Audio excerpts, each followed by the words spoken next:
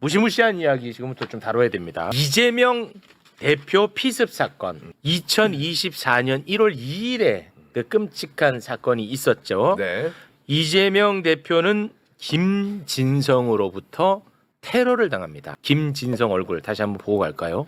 야당 대표, 그것도 다음 유력한 대권 주자 이재명이라고 하는 인물이 진짜로 목숨을 잃을 뻔한 엄청나게 큰 사건이었어요. 맞아요. 그렇죠? 네.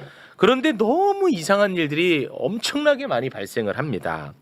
진상 규명이 안 된 상태에서 경찰이 갑자기 사건 현장을 물청소해 버려. 아, 맞다. 이거는 진짜로 말도 안 되죠. 그렇죠. 네, 그리고 피습 당시 이재명 대표가 입고 있었던 그 와이셔츠 네. 거기에 칼이 찔려가지고 피도 묻고 해서 이 굉장히 중요한 증거거든요.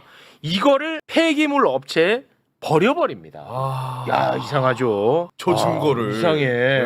그리고 나서 유력한 대권 주자고 야당 대표가 죽을 뻔했는데 갑자기 무슨 뭐 특혜 의혹 이런 걸로 언론 막 도배가 됩니다. 네. 그것도 이상하죠. 그렇죠.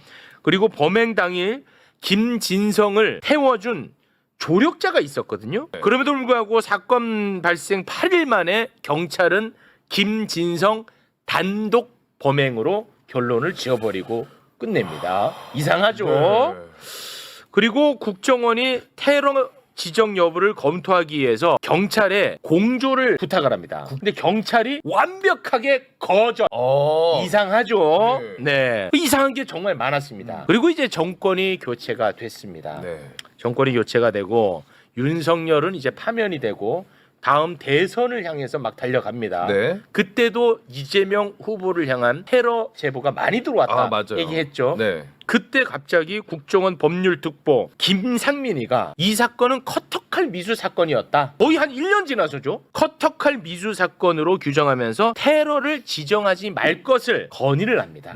그래서 지정이 안 됐죠. 네. 이상하죠. 이 이상한 일에 의미를 좀 부여를 해야 되는데요.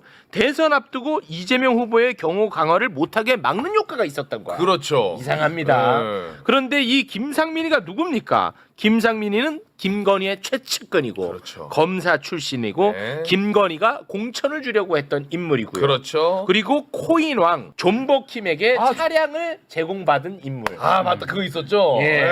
아, 자꾸 까먹게 되죠. 네. 존버킴.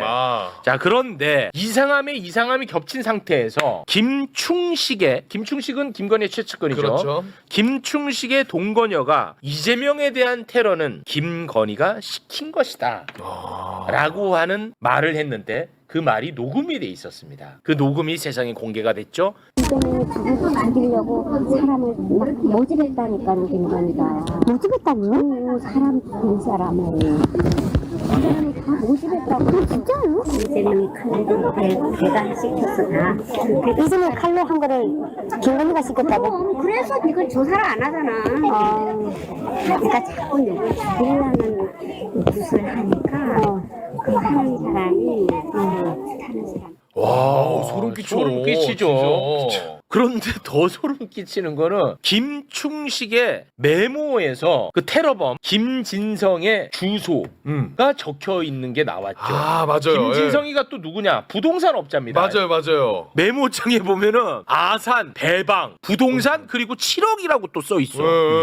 끔찍하죠. 네. 이상하고요. 퍼즐은 맞아떨어집니다. 그렇죠. 계속. 저거는 사실은 저렇게까지 했을까라는 생각을 우리가 모두 했잖아요. 맞아요. 살인 교사까지 했을까? 네. 근데 저때 생각해 보면은 이재명 민주당 대표에 대한 구속영장이 기각이 됩니다. 그 이재명을 죽이는 방법 외에는 아무 방법이 없다고 판단했을 법할 때예요. 저때가. 시기가. 네, 시기적으로 봤을 때는. 왜냐하면 당연히 이제 다음 대통령은 이재명 대표가 유력하기 때문에 그때였는데 이제 제가 이제 최근에 들은 얘기는 저는 그 세계로 교회라는 곳이 처음 얘기가 나온 게 저희가 그 리박스쿨 취재할 때 네. 이런 한국의 극우 세력들을 뒤에서 금전적으로 지원하는 게 세계로 교회다라는 게 있었고 사실은 저희가 그때 보도를 하지 않았으면은 저희 잠입한 취재 인턴 기자가 그쪽으로 좀 잠입할 기회가 있었어요. 왜냐면 그 리박스쿨 그 손 대표가 저희 기자한테 제안을 했어요. 야 그쪽도 소개해줄게 너. 세계로 교죠? 네, 그쪽도 소개해줄게. 그러니까 그쪽에서 많은 도움을 받고 있다는 걸 저희가 이제 추정할 수 있었죠. 그때. 근데 신분이 발각될 위기에 처해서 저희가 이제 보도를 했습니다만 세계로 교회가 상당한 돈을 가지고 극우 세력을 지원하는구나라는 건 저희가 그때 알았죠. 근데 네. 이제 중요한 것은 이제 김진성의 단독 범행이라고 보기에는 미심쩍은 게 저기가 이제 가덕도에서 이 사건이 있었잖아요. 맞습니다. 근데 이제 세계로 교회가 저쪽에 있는 모양이에요. 전 몰랐는데. 아, 예, 저쪽에 있대요. 근데 김진성을 범행 장소에 내려준 그 벤츠 운전자 있잖아요. 네네. 운전자가 최근에 저희가 받은 제보는 아주 유력한, 그러니까 현지에 계신 분한테 받은 제보는 네. 세계로 교회 교인이 맞다. 아, 근데 그게 맞아요? 네, 라는 거 맞고. 세계를 교인이 맞아. 와, 맞고 두 번째는 대박이야. 이분이 수협 직원입니다. 수협. 수협? 네, 그 동네 수협 직원이고 최근에 갑자기 급성 암이 발병해가지고 지금 생사를 오가고 있다. 아, 그래요? 예, 건강이 되게 안 좋답니다. 그래서 그 당시에 이제 경찰이 대충 수사하고 덮었잖아요. 네. 당일범 소행으로 하고 그때 네. 당시에 말씀하셨듯이 국정원이 이거를 테러로 지정했으면 국정원이 조사할 권한이 생기잖아요. 권한이. 네. 네. 근데 그걸 막았잖아요. 네. 그 부분에 대해서는 다음에 홍정원 차장 나오시면 물어보시면 될 것 아, 같아요. 나온답니까? 그 부분에 대해서. 그 부분에 대해서는 이제 잘 아실 테니까. 근데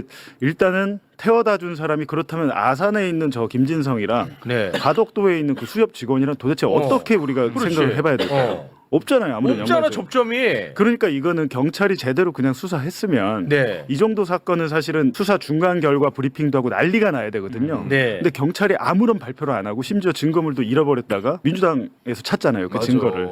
폐기한 증거물. 맞아.